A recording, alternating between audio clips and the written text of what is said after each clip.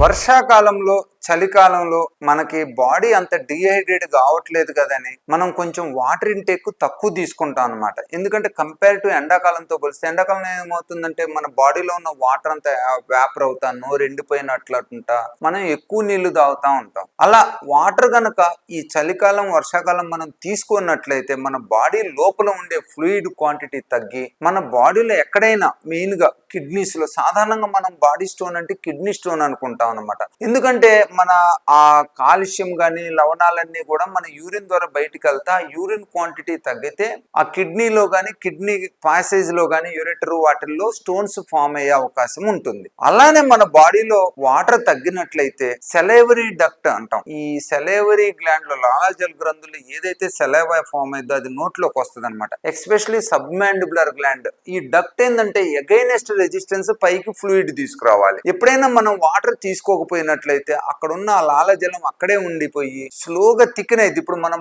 Flowing water ఎలా ఉంటది, నీరు మంచిగా ఉంటాయి, ఫ్లోగా ఉంటాయి. అదే మనం కుంటలో వాటర్ ఉందనుకోండి, ఎక్కడన్నా నిలబడ్డ స్టోరేజ్ వాటర్, ఆ స్టోరేజ్ వాటర్ లేని అవి పేరుకుపోయి డస్ట్ అనుకోండి, ఫంగల్ డెబ్రిస్, మల్టిపుల్ థింగ్స్ అక్కడ మనకి థిక్నింగ్ గా ఉంటది. అలానే సెలవరీ గ్లాండ్ డక్ట్ లో కూడా మనం ఫ్లూయిడ్ కనుక సరిగా తీసుకోకపోతే డిహైడ్రేట్ అయితే అక్కడ ఉన్న సెలైవ థిక్కెన్ అయ్యేది, స్లోగా డెబ్రిస్ ఫామ్ అయింది, తర్వాత స్టోన్ గా ఫామ్ అయింది అనమాట. వన్స్ స్టోన్ ఫామ్ అయిన తర్వాత అది రివర్స్ కాదు, డెబ్రిస్ స్టేజ్ లో ఒక్కోసారి రావచ్చు. సో ఎప్పుడు కూడా మనం బాడీ డిహైడ్రేషన్ స్టేజ్ తీసుకెళ్ళొద్దు అనమాట. తీసుకెళ్తే kidney stones, salivary gland stones form అయ్యే అవకాశం ఉంటుంది. ఈవెన్ వర్షాకాలంలో అయినా చలికాలం అయినా కూడా మనకి కొంచెం బాడీ డిహైడ్రేట్ అవుతున్నా, నోరు ఎండిపోతున్నా ఇమీడియట్ గా వాటర్ తీసుకోవటం మంచిది. ఇప్పుడున్న వాతావరణంలో మనం ఎక్కువ ఏసీల్లో ఉంటున్నాము, ఎక్కువ పొల్యూషన్ లో ఉంటున్నాం కాబట్టి మనకు గొంతు గాని నోరు గాని డ్రై అయ్యే అవకాశం ఎక్కువ ఉంటది. ఈ నోరు గొంతు డ్రై అయినప్పుడు నోట్లో ఉన్న సెలైవ ఎండిపోయి ఆ సెలైవరీ డక్ట్ ఏదైతే ఓపెనింగ్ ఎండ్ ఉంటుందో అది కానీ సెలైవరీ డక్ట్ లో కానీ స్టోన్స్ అయ్యే అవకాశం ఉంటుంది అనమాట.